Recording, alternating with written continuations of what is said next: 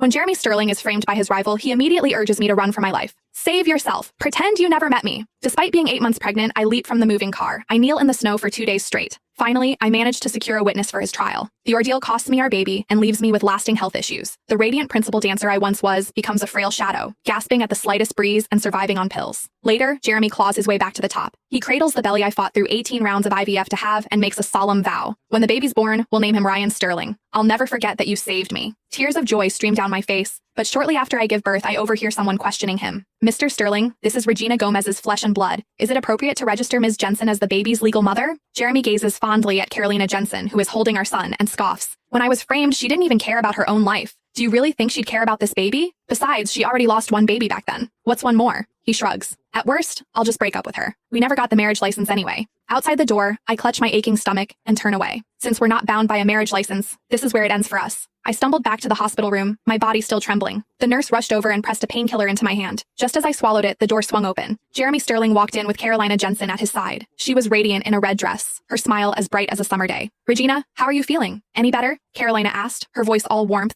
even as her fingers gave the baby in her arms a deliberate little pinch. I stared at the baby's peaceful, sleeping face, and Jeremy's earlier words echoed in my mind. It felt like a hand was squeezing my heart. Jeremy didn't so much as glance my way. He leaned forward slightly, his entire focus on the baby. Regina, you've just gone through a difficult labor. You still need some time to recover, Jeremy said. I'm taking Carl back to the Sterling villa. The nannies will take care of him. I had known this was coming, but hearing those words from his mouth was like having a bucket of ice water dumped over my head. Carl? My voice trembled, barely holding it together. Jeremy paused, his expression still a mask of indifference. I've registered Carolina as the baby's legal mother. From now on, he's Carl Sterling. Carolina shot Jeremy a playfully chiding look before turning to me. Don't take it the wrong way, Regina. Jeremy's just thinking about what's best for Carl's future. I'll love Carl like he's my own, I promise. Cold sweat broke out across my body, my hands clutching the bedsheets. But you promised me the baby would. That was then. Jeremy cut me off. I've changed my mind. My pain didn't register with him. His voice remained flat and detached as he said, Carolina comes from a well-off family, and she's the principal dancer at the Aurelia Ballet Theater. She's the best choice for Carl's upbringing and future. He continued, since you've been with me for a few years, I'll make sure your living expenses are covered. Beyond that, don't get any ideas. With that, Jeremy wrapped his arm around Carolina, and they left, the door clicking shut in front of me. I felt my blood icing over, one heartbeat at a time. I couldn't wrap my head around it. How could the man who had cradled my pregnant belly and whispered promises just 2 months ago do a complete about-face on me? He knew perfectly well that I had gone through 18 rounds of IVF and 3 biochemical pregnancies to have this baby. I had even hemorrhaged so badly on the delivery table that they had to perform an emergency hysterectomy just to save my life. It turned out that the baby I had risked my life for, and me right along with him, was simply part of the beyond that to Jeremy. The day Brian, the Sterling family's driver, took me home, I found the layout of the entire villa had been transformed. The table that once held my belongings now displayed Carolina's personal effects. The walls, where photos of Jeremy and me once hung, now showcased Carolina's glamour shots from her dance performances and photos of her wrapped in Jeremy's arms.